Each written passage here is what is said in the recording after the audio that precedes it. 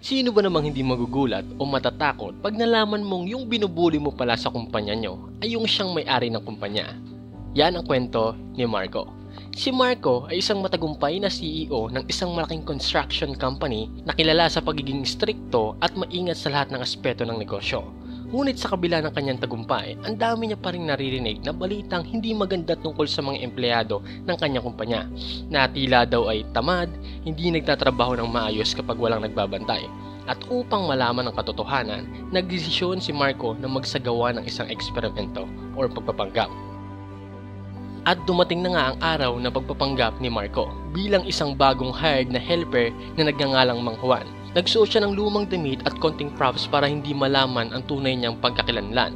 Sa unang oras na kanyang pagpapanggap, maayos naman ang lahat. Wala siyang nakikitang masama at nagtatrabaho naman ang lahat. Pero nung umalis na ang supervisor ng kanilang team, nakita niya na ang ilang empleyado ay naglalakad-lakad lang at nagkukwentuhan imbes na magtrabaho. Isang red flag. At sa pangalawang araw, dito na nga lumabas ang lahat. Naatasan siya na magbuhat ng mabibigat na materyales. Nang mapansin ng isa sa mga foreman, si Eddie, na mabagal daw siyang kumilos.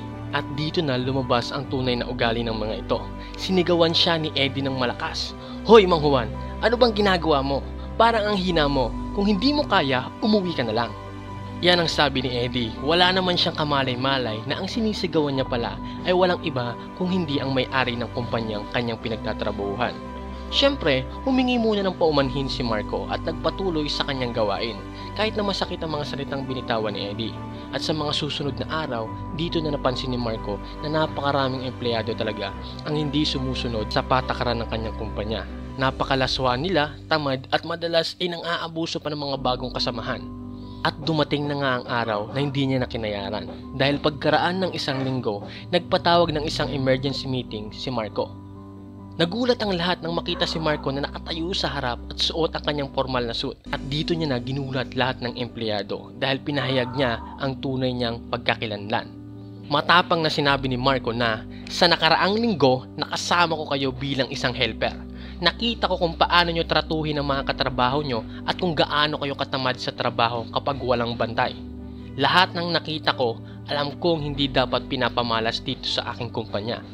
Nagkagulo ang mga empleyado, lalong-lalo na si Eddie. Si Eddie na sobrang nahihiya at natatakot habang nagmamakaawa kay Marco na huwag siyang tanggalin.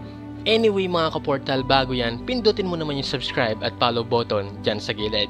Maraming salamat po. Ngunit hindi pa iyon yung wakas ng kwento. Dahil bilang bahagi ng kanyang revenge, pinaalis ni Marco si Eddie at ang ilan pang empleyado na nakikita niyang abusado at tamad sa kanyang kumpanya. At lalo niya pang pinalakas ang polisiya ng kumpanya. Kasama na din ang pagpapakilala ng mga training programs para sa mga empleyado upang lalo silang matuto sa kanilang trabaho para maging maayos din at magkaroon sila ng malasakit sa kapwa. At sa huli, sinabi ni Marco, ang kumpanya ay parang isang pamilya. Ang respeto at sipag ay dapat na nangingibabaw. Hindi natin kailangan ng mga taong nagsasamantala at nang-aabuso.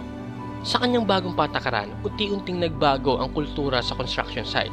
Ang mga natirang empleyado ay ang sino mga magtatrabaho ng maayos lamang. Marami din natutunan si Marco. Natuto siyang maging mas maingat at mapagmatsyag. Mula sa kanyang karanasan, natutunan ni Marco ang halaga ng pagiging magpakumbaba at ang tunay na kahulugan ng pagiging isang mahusay na pinuno. May mga tanong lang ako sa inyo, kaportal. Feeling ko lahat naman sa atin ay nakapagtrabaho na sa isang field. Meron na rin ba kayong naranasan na gantong sitwasyon? At ano yung mga ginawa nyo na solusyon o lumaban ba kayo para sa mga tiwaling katulad ni Eddie? Paki-comment naman sa ibaba. Salamat sa panonood, mga kaportal.